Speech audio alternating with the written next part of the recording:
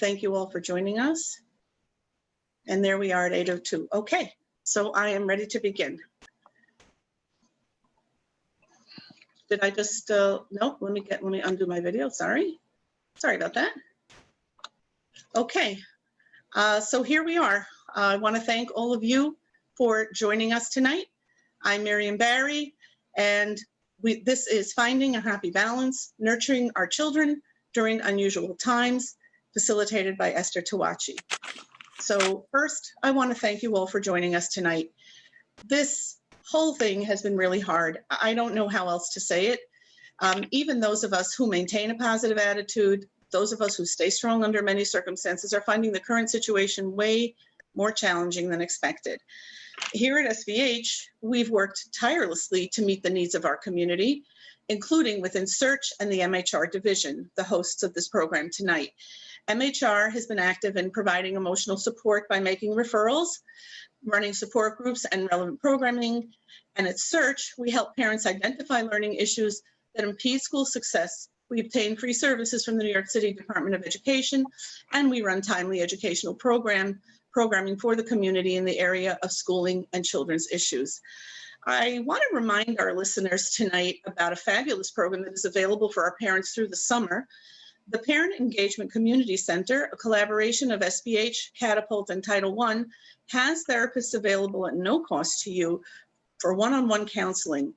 This is for parents of Title I eligible children. So if you are interested, please call 718-787-1100, extension 304, or you can email miriam@sbhonline.org, and I will repeat that in a moment. And if you're eligible, we'll get you set up. Feel free to put questions in the chat. We'll be addressing the questions that pop up most. Unfortunately, we're not going to get to every question. If you're joining by phone, you can email miriam@sbhonline.org, miriam@sbhonline.org, and I will monitor the emails as well. Hopefully, we'll be able to answer those questions as well.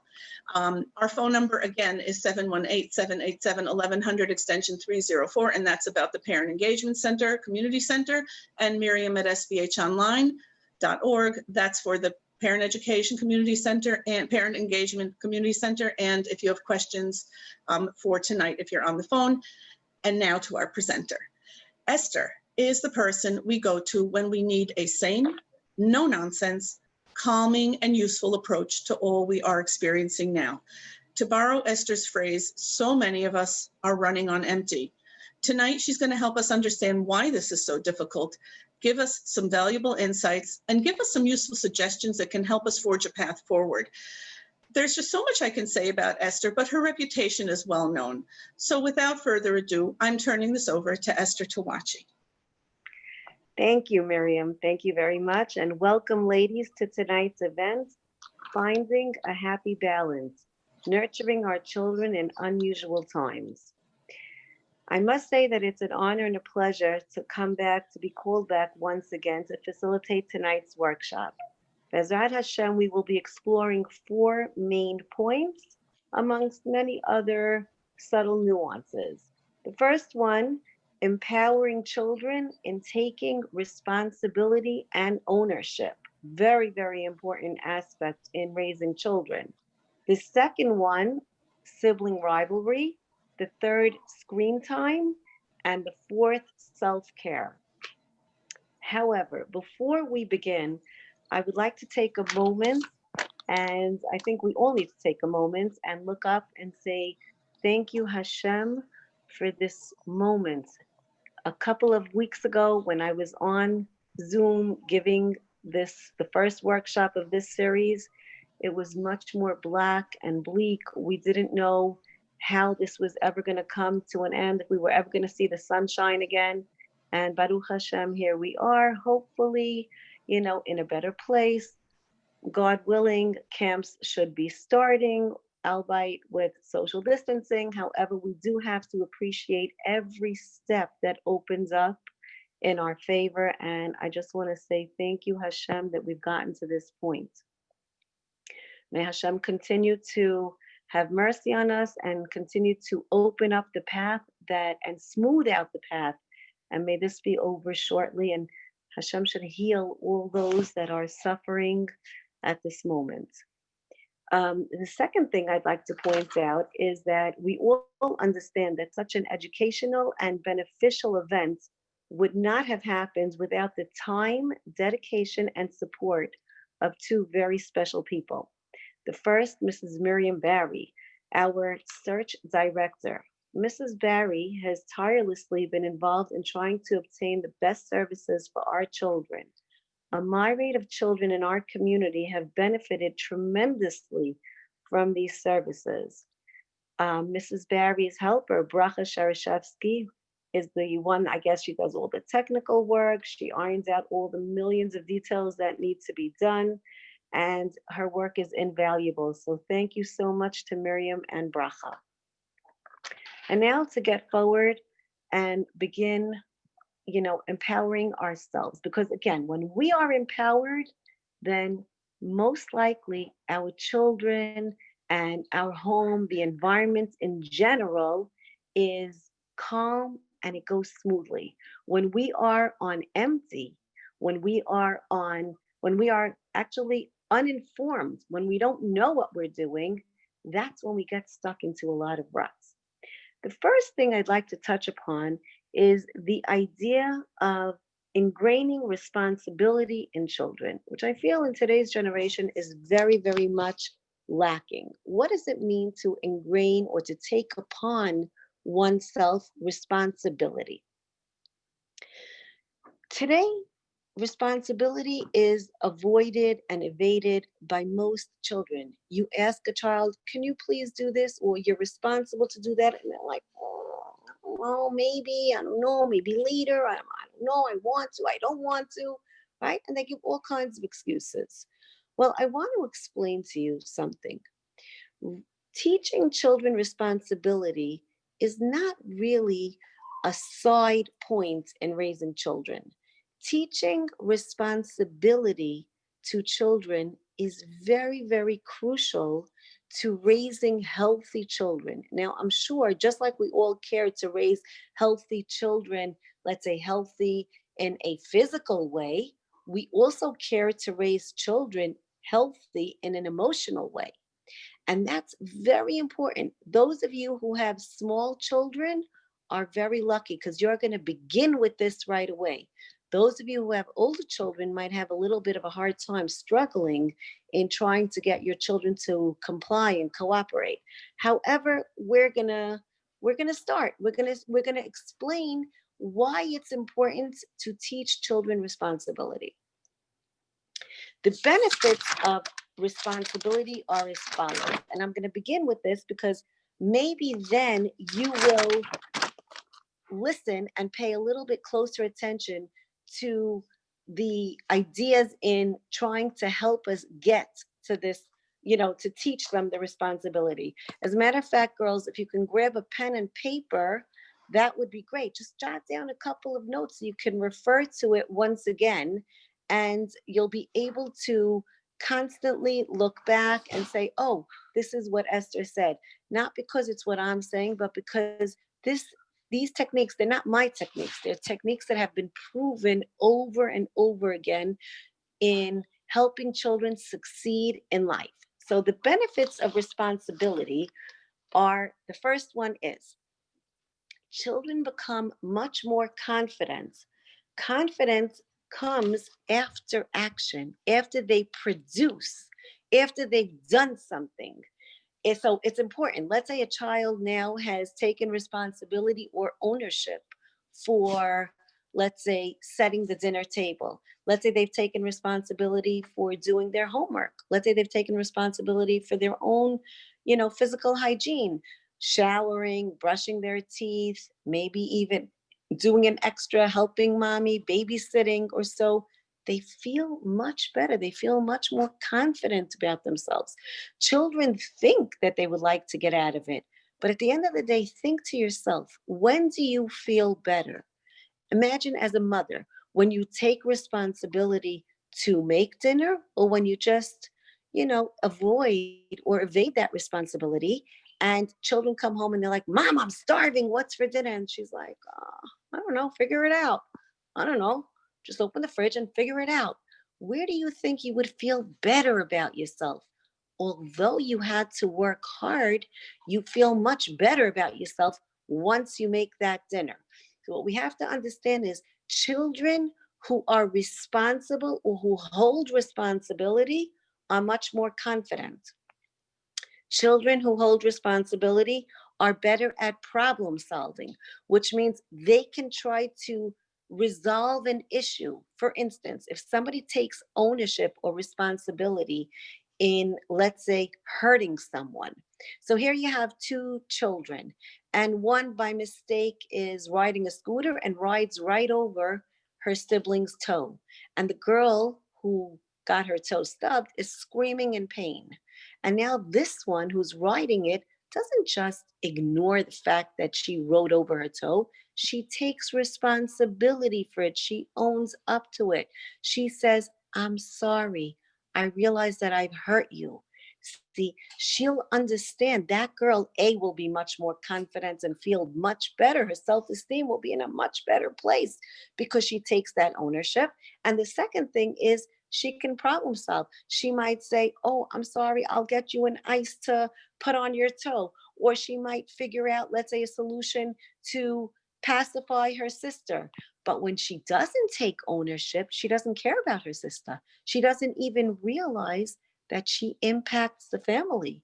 And unfortunately, this trait I see very often has carried through in married couples where one partner, one spouse will not take ownership of their action. So they can be talking loud and wake up somebody else and they don't take ownership of it. Isn't that terrible? But where does it start? Where does it begin? It begins when children are young, to help them, to teach them to understand that they must take ownership of their actions. Another person, another spouse can say, what do you care what I do? Doesn't matter. I'm doing it. I'm doing it myself. Are you kidding me? If you, as one spouse does something, of course it impacts the entire family.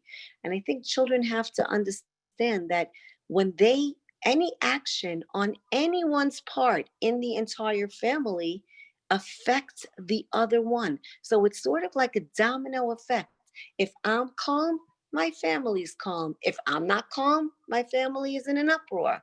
And the same for my spouse, the same for one of the children. If a child is calm, usually the environment will be calm. If a child is hyper, it will just disrupt the entire equilibrium of the family. So everyone is connected to the next one.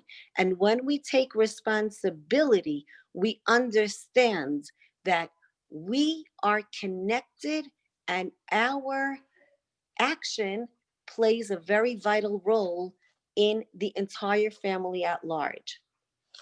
Another aspect of teaching children responsibility is they experience better relationships. Well, of course, we just said that if I'm responsible for my actions, I will definitely have a better relationship with those that are around me. So if I, let's say, am much more careful with the way I speak to somebody because I understand that my words play a vital role, it can hurt someone. It can actually be a dagger in somebody's heart. Then, and I'm much more sensitive to that, then I definitely will have a better relationship. Another aspect of children taking responsibility is that children become the role models, which means that people look at this kind of child that can own up to it, that can be a doer, that can take responsibility for their actions. And they say, wow, like, look at this child or look at this person. That is a role model for me. So they inevitably become role models and thereby also gain a greater self esteem. Children have empowered decision making when they take responsibility. In other words, when I do something or when I want to do something, I'm thinking about it. Am I going to do it this way? How will it impact my family? Am I going to do it that way? What effect will it have on the people around me? And therefore, it will help their decision making. And they will also be as well positive and solution focused. So we understand that it's very crucial to teach children responsibility. So let's begin with a couple of skills in helping you teach your children responsibility. The first thing is, girls, you need to start young.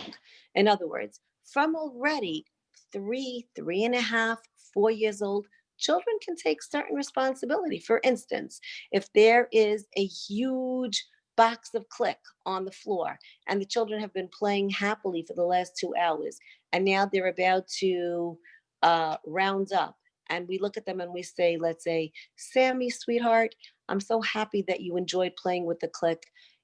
I'd love you to gather the pieces and dump them in the box. Actually, I have, you know, I can actually help you for a minute or two, but I'd like you to put the click in the box. And the kid's like, oh, what do I say? Sammy, honey, I want you to know something.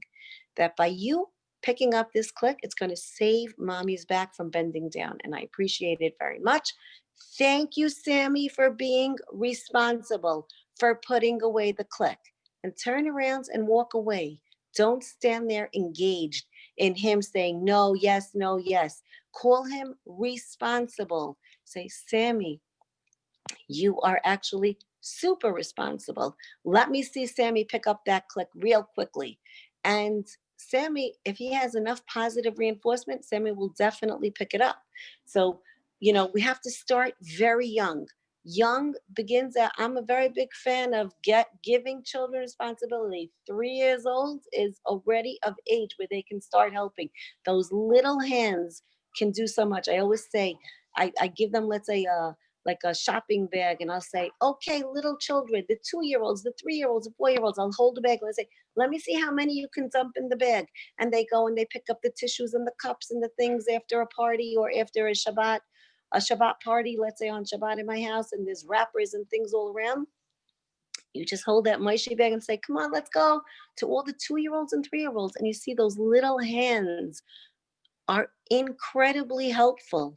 And you mention it. Look how helpful Esther is, and look how helpful Moshe is. And look at you. How many did you put in that box, in this bag? And they feel so great about themselves. It's the greatest thing in the world to get little children to help. The second thing is, we have to establish the idea that we all have responsibilities.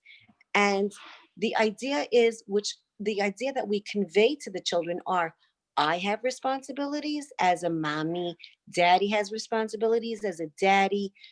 Let's say teenagers have certain responsibilities, younger children, middle-aged children have responsibilities, and small children have responsibilities. But at the end of the day, we all carry certain responsibilities that must be done in order for our home to function properly. A great analogy to this is where Rudolf Dreikers, who was a psychologist in the 1960s, points out that um, a family is like a wagon. So my students already know this analogy, this mashal. A family is like a wagon, like an old-fashioned wagon with many wheels attached to it. And the wheels are the children. This wagon has been pulled by 2 horses. If we want the horse to pull the wagon effectively and efficiently, then all those wheels have to be working properly. So each child represents a wheel. Now let's say one wheel decides that they're not participating. They're not going to be responsible tonight for their chore. So you know what happens to that wagon? That wagon now has a broken wheel. And now when this horse wants to pull the wagon, that whole entire wagon is wobbly. Why? Just because one wheel is off? Yes. Even if one wheel is off, the entire wagon will wobble. So you have a little meeting with your, let's say your middle-aged children, and then you'll have a meeting with your older children, you'll have a meeting with your younger children, and you'll explain them this analogy. And you say, you are very important to our family. And you should know that your participation makes a tremendous difference in our home. So don't think that just because everybody else is doing something, you don't have to do something. No, of course not. If you tell them they feel important, your responsibility means so much to me. I appreciate your help. And with that, they will feel better. The third thing is, you have to make sure that chores are age appropriate. That's a very important one, because if you're giving children certain, let's say, aspects to do that are not age appropriate, whether they're below his dignity or above his capacity, then at the end of the day, he's not going to do it. So it's important to really evaluate, does the chore match the child? If I'm asking a child to cut the potatoes, or if I'm asking a child to set the table and the dishes are all the way up, then it's not an appropriate job for the child. So you have to make sure that it's age appropriate. The fourth thing is collaborate with children what should be their jobs, which means I like to take, let's say, the 2 or 3 younger children, and I like to say, okay, we have a bunch of chores. We have to, let's say, throw out the bathroom garbage. We have to sweep the floor. We have to set the dinner table, whatever it is, the jobs that you want to offer. What do you like to do? Okay, Morris, what do you like to do? Which one do you think would go best with you? Which one do you think would go best with you? So, I myself, from my own experience, I remember I had one child, God bless him, the best boy in the world. But every time I would tell him to do something, he was like, he was a sketch, like, oh my, I gotta go pray now. Oh my, I gotta go do my homework. Oh my, I have a class right now. I used to go crazy. Like, I could never get this child to help.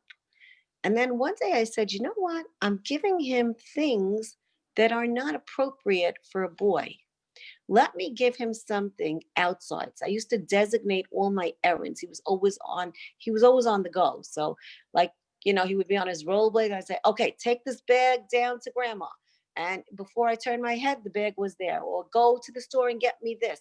So again, responsibilities have to be appropriate for the children. They have to love what they're going to do. I would also say, to encourage the children, let's say you want them to throw their clothing in the hamper, choose with them a cute hamper. We used to have Marshall Home Goods. I hope it's going to open again one day, God willing. But they had so many things, like the cutest things for bedrooms that were so cute. Let's say hot pink hangers and cute bins to put away their little tchotchke stuff, and a cute laundry basket. And you design their room with them. You spend $30-$40 on 3 or 4 items. They feel so happy doing it. So it really ends up helping them tremendously. Get a cute peeler. They have all colored peelers. Get a nice peeler if somebody has to peel the potatoes for Shabbat. Ask the children, let's say, with the cutlery, I'm going to put the cutlery in this drawer. I'm going to put it this way. Which way are you comfortable with it? So that it should be comfortable for the children. Work with the children. It should be fun. Responsibilities should not be torturous. It should be a fun, loving part of our home, just the same way we sing on Shabbat, and the same way we eat delicious food, the same way we prepare for Shabbat, the same way we help each other. It should be part and parcel of the home, but with a positive environment. You have to talk with them and plan with them how you can make it the most exciting. I just want to give a couple of examples, because girls tell me, I don't know what children are supposed to do.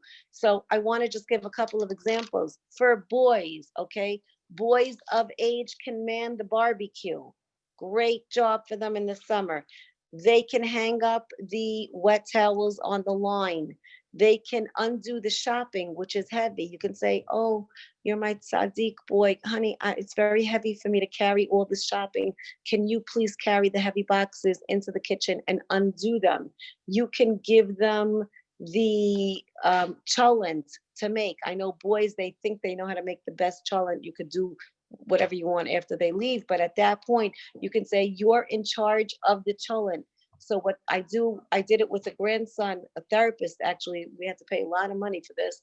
A therapist, gave this idea where you write the entire recipe in big, let's say 6 potatoes peeled and cubed in small cubes, half a cup of red beans, half a cup of barley, a quarter cup ketchup, whatever your recipe is, you write it down in big and you say, Isaac, honey, you're in charge of the cholent. You have to know on Shabbat, when that cholent comes out and everybody's oohing and eyeing, that does a tremendous amount to the self-esteem of the child. When they man that barbecue and everybody's laying, oh my gosh, it's absolutely delicious. They feel great about it. When you're looking at them and saying, oh my goodness, you put all the stuff away perfectly in the closet. You saved me an hour of work. Thank you, Isaac. Then they feel great about themselves. Okay, for girls, a couple of ideas. They can make salad for dinner or for the Shabbat. They can make desserts in the house. They can cut up fruit for breakfast or for dessert. They can set the table with a nice decor. They have so many gorgeous, napkins and party things outside that you can just make it fun. Your job every week, you decide on the decor. You make it turquoise one week, you make it hot pink another week, you make it festive, you make it serious. It's your call. Give them the opportunity to express themselves through the responsibilities and what they're doing. They can watch a sibling for a half hour. They can babysit. They can wash a couple of dishes.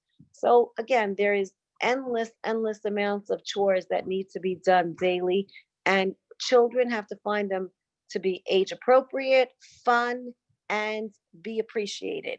The next thing is, we're going on to the next skill. Model responsibility. In other words, you are singing your responsibility. As you are cooking for Shabbat, you say, I am so happy to be in my kitchen cooking for Shabbat. I love my responsibility. I remember when my little kids, were small, and I, Baruch Hashem, have a big Shabbat. So I had many salads to be made and the dish and tons of things that had to be done. So some of my kids were like, you bite more than you can chew, or you invite this one, or you always like to send a cake to that one. And like, they weren't so happy in, sharing their responsibilities with me. So I used to look at them and say, honey, like, to be in my kitchen, it's a privilege. And they would like roll their eyes like, what privilege? I said, I don't know. My kitchen is a privilege. I love my kitchen. You don't have to do it. If you love to do it, you want to be part of this privilege, then join us. And you know what? I didn't fight with them. Eventually, they came on board because I was modeling the responsibility. In other words, I was doing what I had to be doing. So it's important to model responsibility. The next thing is praise, praise, praise, praise. Okay? Stay away from criticism. Don't say, oh, I just want to show you that hot pink napkins don't really go with green, whatever it is that they put. Once you say that, you lost the child to help you. Once you say, oh, fix your bed a little bit better, it's not done properly, or that's not the way you hang a towel, it's still going to be stopping wet tomorrow. See, once you criticize in the slightest amount, it's over. But you need to praise. You need to say, it's a pleasure to have dry towels. Thank you, David. You scream it across the house. You understand? These cookies are delicious. Sarah, thumbs up. Or you say, the cholent is, forget it. My stomach is enjoying this cholent. Thank you, Morris. You could say, Grandma was so happy that you brought over her shopping. You are the best. Thank you. So we have to praise, praise, praise. Stop looking at the negative. Look at them and praise them. The seventh thing is you have to manage your expectations. When let's say somebody does something and it's not to your expectation, look away and just see the positive. At another time, you can look at them and you can help them into doing it better. So, I would say we have these skills, and we already mentioned the benefits. It's so crucial, girls, in order to raise healthy children, that they should take ownership. It's important they don't feel entitled when they just, are part of the family. It will raise their self-esteem because my mom could not manage without me. And that's a great feeling for them. Not only that, they've produced. They're productive in life. They can make a cholent, they could set the table, they can make their beds, they can make a salad. I mean, how great are they? So I think with all this, girls, we all see that it's super important to, teach children in a loving, fun fashion the idea of responsibility. Now, one of the things that I've heard a lot from parents over the past couple of weeks is that there has been an increase in sibling rivalry during the COVID-19. And it's understandable because we are together in one small house. And, we don't have these kinds of hassles where you have these houses where you have a west wing and an east wing, and each one is completely on a different side. We are together 24/7. So, I'm not going to say that it's an easy thing. It is definitely something that we had to deal with. So I want to give you a couple of skills on, minimizing the sibling rivalry. I first want to explain that sibling rivalry is something which is present in human nature. It's something which Hashem put in human nature. One child now is enjoying their parents' full attention. Second child is born, knocks the first child out of its niche, and now the first child is totally misplaced. There is a rivalry over there where the child, albeit he loves his brother, it doesn't make a difference. He will love his sibling, but he will still feel a little bit misplaced. He doesn't have his niche. So until his niche is reestablished, there is that little bit of rivalry. And it's one of the greatest triggers in life. Why? Because I find that most parents, one of their greatest arguments are over different ways of dealing with children. And that becomes very, very stressful when now the parents argue over the children. So that's the first thing that we have to be very aware of. The second thing is that it puts everybody on edge. In other words, when two kids are constantly fighting, and of course, the best time to fight is at the Shabbat table. Of course it is, because they're together and they're not busy. So you have two boys sitting next to each other, and the father's making kiddush and one looks at the other one the wrong way. That's all you need. And the whole Friday night is offset by this kind of bickering and fighting. Mother gets aggravated. I cooked the whole day today just to end up with this. Father is fed up from Friday night. And I've heard this time and again. So we have to realize how we can, we have to really empower ourselves with how we can deal with sibling rivalry. The first thing which will diffuse, girls, it will diffuse. It's very important to diffuse the situation. What do I mean by that? I mean that the situation sort of escalates and reaches a peak. It's like a hot air balloon up in the air. When you sort of take a pin and poke that hot air balloon with a tiny, tiny little pin, it'll take a while, but that balloon is going to come down. So we need to diffuse the situation, not continue or provoke or instigate where the situation is going to become much worse. So the first thing is, girls, brothers and sisters have to have their feelings acknowledged, which means that each one, you need to look, do not pick one child over the other. Children, unfortunately, fall into certain roles. Like you have the bully of the house, you have the nag of the house, you have the instigator of the house, right? You have the calm kid of the house. They fall into certain roles. Avoid that at all costs. Do not, absolutely do not label them. Don't say you are a bully to your brother, because all you need to say is that once, and then he falls into that role. You need to say, you are such an instigator. Cut it out. You understand? Avoid putting them in certain roles. That will minimize the sibling rivalry.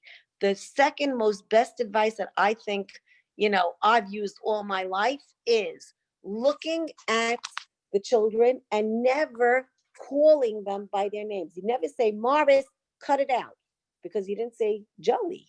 You understand? You're just calling Morris. You don't want to just call Morris. Look at both children and say, hey guys, what's going on? So here, I didn't pick any one over the other, or I say children, or I say girls.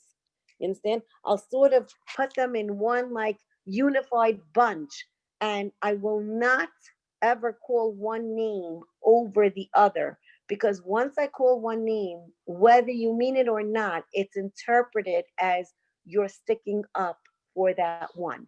And this is the number one thing that really causes sibling rivalry, is when one child feels that a parent sticks up for a sibling over them. You can have a 45-year-old lady, you can have a 65-year-old lady still saying, I remember my mother sticking up for my sister over me. So we want to avoid that at absolutely all costs. So let's say we go back to the Friday night table, and they start bickering, and hey guys, what's going on? He's making fun of me. He's poking faces at me. So you look at them, and the first thing you do is you acknowledge, you express, you look at them, you express it with a word, and you say, that's upsetting. Morris, it seems that you're very upset when David looks at you. David, you feel that he instigated and he started first, and that's a very, very aggravating feeling as well. So I'm looking at both of them, and I am validating both of them at the same time. Both of them, I want to tell you, are equally right, and both of them are equally wrong. It takes two to tango. You're right, one may be more physical, and he's usually the one that gets it, but the other one usually provokes or instigates. That goody-goody sometimes provokes or instigates in a very subtle, quiet way, which you may not catch. And it's just so sad and so pitiful that one child never gets his feelings validated just because it's on the quiet emotional side. When it's on the physical side, we're all out there screaming at them. But when it's on the emotional side, we don't always recognize it. So we just go over that. And he really feels that it's unfair, and he will stick up for his rights. So, I'd like to say, something like, I know it grates on your nerves when your brother looks at you. It's super aggravating when your brother makes fun of you. I know you're furious. I want to use words that will validate them. Whether they're right or wrong, who cares? I want to tell you something. Sibling rivalry is something which is, their relationships are more fluid. It's constantly changing. And sometimes they're going to be best friends, and sometimes they're going to be at odds with each other. That's the way it is. That's the way sibling rivalry is just created. And even when the kids grow up, sometimes they're best friends, sometimes they look away.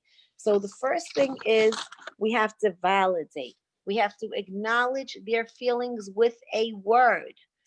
The second thing is I want to, like I said, never lock kids into a certain role. Always avoid children and putting them in certain roles that are unhealthy for them. The third thing is I would like you to encourage problem solving, which means, guys, we have two kids.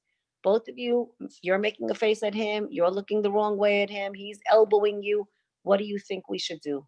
Now, I'm really throwing it into their hands. You're intelligent boys. I don't care if they're 3 and 5. If they're smart enough to fight, you put it on their level. So what do you think we should do if he bothers you? Put it on a 3-4-year-old level. You understand? But I want to encourage problem solving from very young, because A, I want them to take ownership of their own actions, and B, I want them to learn to problem solve. Yeah, when somebody bothers you, what do I do? Do I scream? Do I fight? Do I elbow them back? Do I hurt them back? What do I do? Take your child and brainstorm with him at an off time, not at the moment of crises. I'm going to repeat this.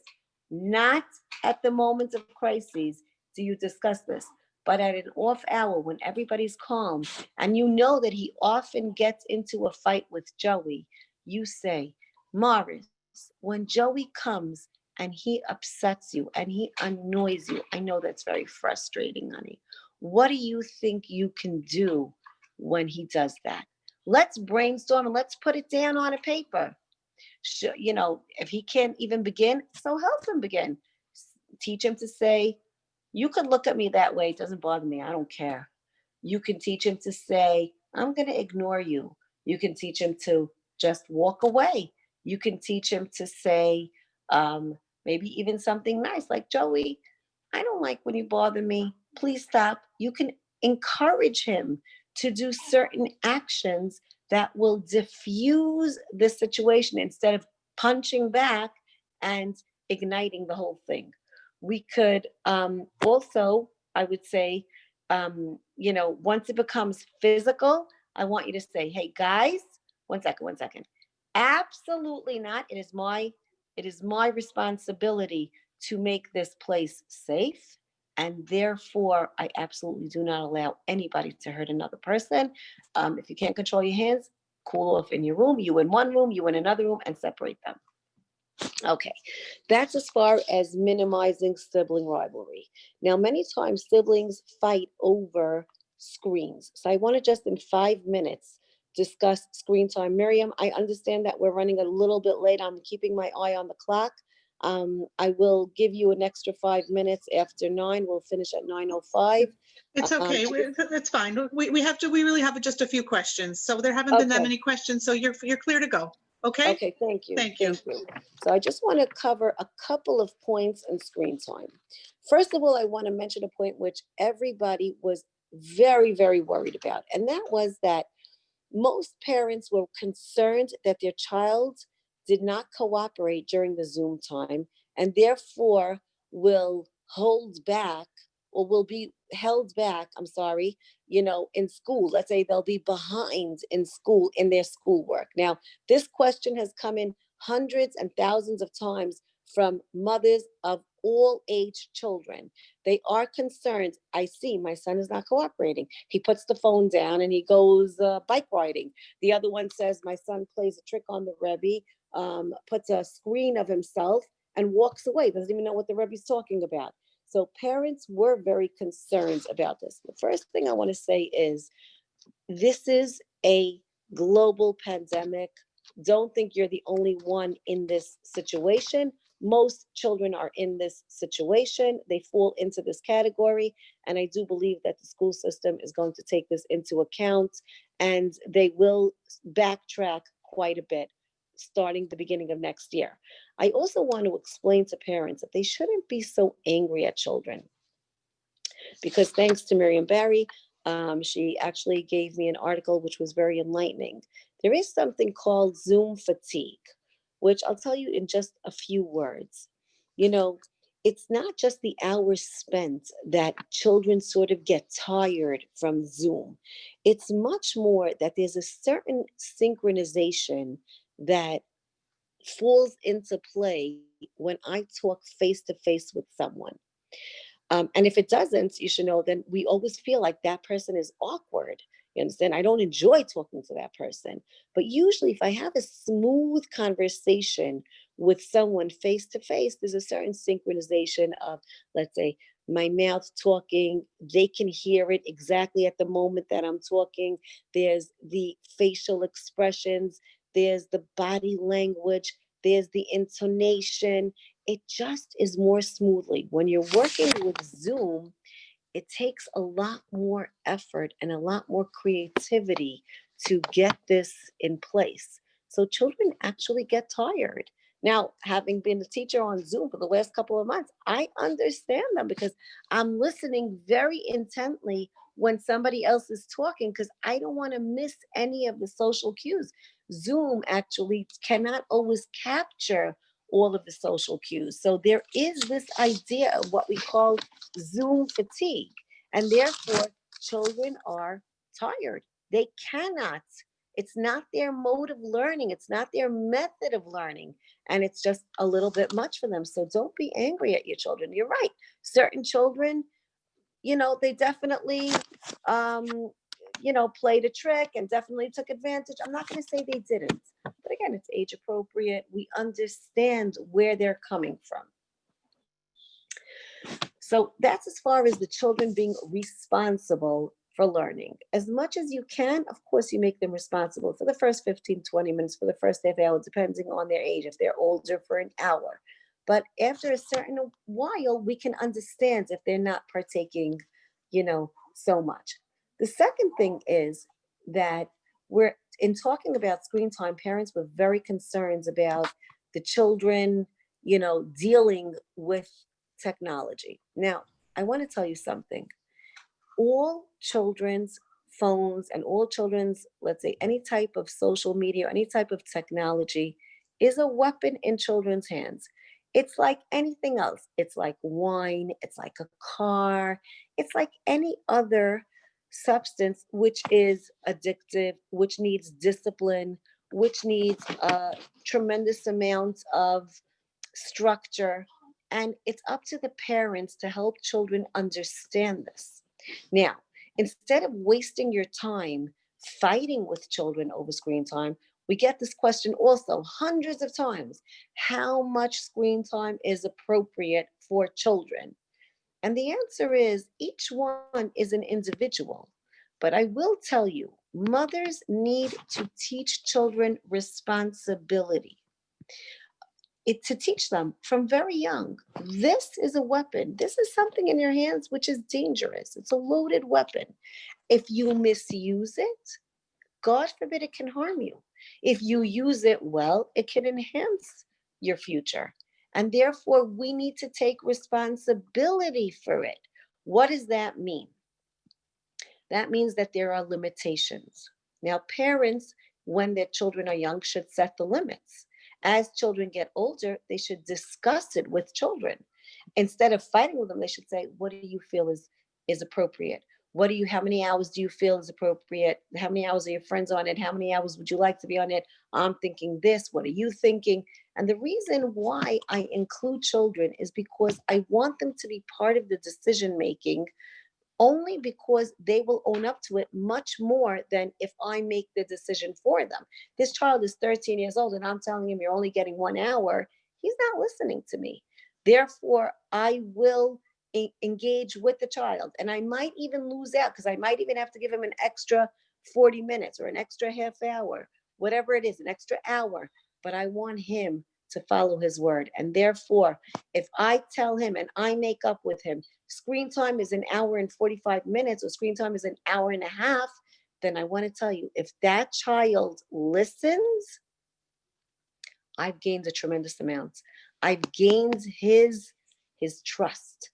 And that to me is the most important thing, because one day you're not going to be in charge of this child and he's going to have to make his own decisions based on how he grew up as a young child.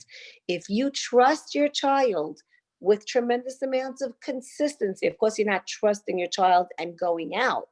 You are on top of the situation and you encourage your child and you say, 5 more minutes, you know that it's up, and I trust you, and I know you're a responsible boy, and I know you're going to give it to me in my hands, and you encourage him. Excellent job, good boy, with tons of praises and tons of encouragement, then you should know you're giving your child a skill for life, that I have to be disciplined in my life. And this is the whole idea of screen time. We really need a lot more on this, but the idea is that we must remain calm and consistent. I'll just, end this topic off with the idea that a mother called up all frazzled. I can't take this. This is not my type. My kid, he goes upstairs, Zoom, the teachers. This is not my idea of teaching. He's upstairs in his room in between. He's playing games. So, I was asking her a little bit of how she set up the parameters with the child. The child's a teenager. So I said, did you discuss the idea of structure, the idea of discipline? Did you discuss the idea of, let's say, certain times where we have to have self-control? And she said, yes, I did. And we set limits. And I said, okay, so what happened the first day? She's like, the truth, I couldn't go all the way up to his room to get the computer. I mean, I wasn't walking all the way up to get his computer. So I don't know. I just left it. All right, well, you know what? You have to take ownership. Girls, you have to take ownership of it. You are responsible to be on top of the situation. Sweetheart, it's time. That's it. I want to be able to trust you. The most important value in my life is that I should be able to trust you. So I think, girls, that it's important, this idea of trust and this idea of encouragement and this idea of discipline is really the underlying core of what we want in our children. This is the value that we want in our children. And I do believe that if you role model, there are certain times that screens do not come to the table. Daddy and mommy do not bring screens at dinner time. It is a time of relationship. Children learn that, and they will be the ones to say that in their family. If I model that my phone is clean, then children will follow, girls. You have to sacrifice on your part. If you don't sacrifice on your part, your children are not doing it. If you sacrifice on your part, your children follow your cue. They may not follow it at a teen, but they will follow it as an adult. And that is the main thing.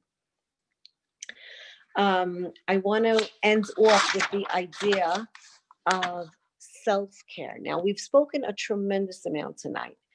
Each one really deserves a workshop in its own: responsibility, sibling rivalry, screen time. But I want to say that all this is not possible if we are not taken care of, which means I want to view myself as a machine with a battery. Okay. And all day I am producing, all day I'm producing, and I'm giving and I'm talking and I'm encouraging, and I have to make it fun and I have to make it happy and I have to make it pleasant. But you know what? After a while, the battery gets tired. And and anything, like in anything, if you have some kinds of mini vacuum cleaner, you have to recharge it. You have a phone, you have to recharge it. You have the computer, you have to recharge it. Like anything in life, girls, it needs charge, it needs force, it needs energy. Parents are completely depleted. Their tanks are depleted. I want to tell you something, girls. Before anything else, you must learn to fill your tank. You must learn to choose a hobby. I know it's not in vogue. When you ask girls, like, what are your hobbies today? When you ask young girls, what are your hobbies? They're like, I don't know. I like to play games on the phone. I'm like, oh my gosh, like how different it was. We were taught needle pointing. We were taught baking. We were taught designing. We were taught, there's no hobby that we didn't touch in our lives. I'm very grateful to my mother, who opens up a very big repertoire of, choices for me. But at the end of the day, a girl must choose a hobby, whether it's a needlepoint, whether it's going for an exercise walk, up a hike, down a hike, going to the beach, taking a little swim, putting on a little makeup and going for a coffee. I have a girls, this says it all. You're going to tell me when? I don't have time. I don't know when. I'm going to tell you, I have a great student. She's just very smart. She has a tremendous load that she's carrying right now. And she just needs a minute to herself, and she doesn't get it. She said, Esther, I woke up at 5:30. She goes, I was out walking at 5:40 to 6:30 when her husband was leaving. She said it was the best hour of my day. I filled my tank. Now, if you really want, you can fill your tank, girls. Everybody can fill their tank. Don't tell me that you can't find an hour a week or 2 hours a week.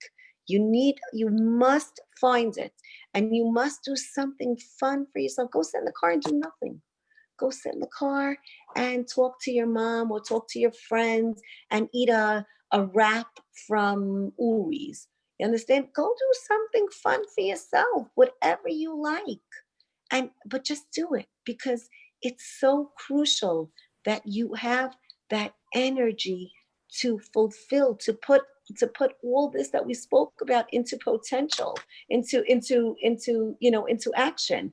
So with this, girls, I want to say that Bezrat Hashem, I know that you will succeed. find a moment for yourself, and God willing, you should be successful in all that you do. God sees all the tremendous effort that you put into your family, and you will be amply rewarded. Thank you for this, invitation, Miriam. Thank you so much. I appreciate it. And I'm here available to answer a couple of questions. I can Okay. go 5 minutes later. Don't Okay, great. So I actually got a couple of questions, but Okay. three questions looked to me pretty much like the same one, which was, I'll read the three questions. One asked about her teenage son. The teenage brother is picking on the younger one. Another mom said, I have a younger brother who actually imitates the older one. And then a third mom said, what about an older child who's actually harassing a baby who clearly didn't engage in any type of thing? So they're all kind of the sibling rivalry thing, and they wanted to get your take on how to handle that. Okay. So as far as, I think most, even especially the one, let's say with the baby, that's a very interesting one. I haven't had that one in a while, but it's interesting that it's common sense that a baby takes a lot of attention, and a baby is cute. You understand? And sometimes mothers don't realize that they smother a baby. They love the baby. It's unconditional love to the baby. And to the older one, she might be picking on him. In other words, she might be saying like, Isaac, what are you doing? Stop that. Isaac, get off the baby. Isaac, don't do that. Isaac, keep your hands to yourself. So after a while, it's like, it's upsetting. It's annoying to the child. I would focus on the older one. Every time he picks on the baby, I would say, you love your brother. He's so cute. You set the path for your son, for your younger brother. You're such a good role model for your younger brothers. Find something nice about that older boy and praise him regarding the younger brother. As far as the other two, which is more normal sibling rivalry, I would look at one and I would say, you don't like when your brother picks on you, right, honey? It's kind of aggravating. And then I would look at the other one and I would say, and you don't like at all when he takes your toy, or he uses your skates without permission. I know, sweetheart. I want you to find, girls, an adjective like frustrating, aggravating, upsetting, annoying. You understand? And I would look at them and I would validate each one. Like my teacher used to say, Hanukkah, when she used to say, you look at each one and you validate each one. Look to the right and validate to the right, and then look to the left and validate to the left. And I think that would make it a very, very doable, very hands-on. Because once you validate, I know, sweetheart, it bothers you. And I know, honey, it aggravates you as well. What could we do? So I want to go right into that. What could we do to avoid this? Let's brainstorm. Let's think about a couple of ideas, which I gave you, before, like, should we just walk away? Should we say something? So again, we must validate. We must give attention. We must be aware of how we sound to one child and how we sound to another child. It's very interesting because somebody outside can see. You talk to one child that just finds that favor in your eyes, and you're like, sure, sweetie, you can take it. And the other one, you're like, all right, you could take, do whatever you want. You understand? It makes such a difference. Children pick up on all these nuances. So we have to be very clearly careful in the way we speak to children. Right. Okay. One mom asked, how often should chores be? Going back to the very first topic, how often should a child have a chore? Are they every day? Okay. So again, it really depends on the dynamics of the family. Like as much as I love chores, when my children were very engaged in homework and busy with their friends, I just didn't feel it was fair for them to do as much. So I let it go. But I would say over the weekends, like Friday, Shabbat, Sunday, are clearly times that there should be chores. Children, let's say in the summer, they can have a chore during the week, like let's say hanging up the bathing suits on the line, or like I said, preparing a barbecue or so on. But that's more like fun chores. But at least over the weekends, definitely when the children are more free, they should be given a chore. Okay, and I have one last question, and that was a mom who wanted to know, when we were talking about screen times, is a kosher video considered screen time? And that's, you know, kind of a little bit of a loaded question, but you know, what your take on that? I mean, again, you know, I mean, if you ask me, I mean, if you ask me, all, you know, everything should be kosher in general. I'm saying everything should be tagged, Right. everything should be healthy, girls, for your child's minds and eyes. So where it's an Uncle Moishy video, you know, that's wonderful. It definitely, I mean, to me, it's screen time. You know, again, you know, it could be there are other opinions on it, but be careful of what your children are watching. Be aware, be present, girls. Be present. This is so detrimental. We've lost so many children to the outside world. Please be present. Know what your children are doing. Take them, pay for some kinds of service that you have, you know, this kinds of protection on their phone, whether it's tag, whether it's other, you know, other things that other people that do this kind of stuff. But you must have their phones filtered, so everything should be kosher. You know, in my opinion, he's sitting there in front of a screen. It is definitely screen time, but maybe Right. somebody else has a different opinion on it. I don't know. Okay, so she asked your take, and that's exactly right. Okay, Esther, I really want to Okay. thank you from the bottom of my heart, and on behalf of all Sure. the people, all the moms who are watching. You hit some really, really important topics tonight, and I know that everybody will walk away feeling a lot more positive and with a lot more things in our pockets to deal with all of the different things we're working on these days. And really, I want to thank you for your time tonight and for sharing your wisdom with us. Thank you, Miriam, and keep up your great work. Thank you Thank so you. much, You too. everybody. You too. Thank you. So Take thank care. you. So it's now 9:03, ladies, and any gentlemen who are watching, we're going to sign off. And I want to thank you all for joining us, reminding you that if you're interested in the Parent Engagement Community Center, please send an email to miriam@sbhonline.org or call 718-787-1100 extension 304, and we will be able to set you up with a Title I counselor for yourself to help you navigate these difficult times. Okay, good night, everyone. Good night. Thank you.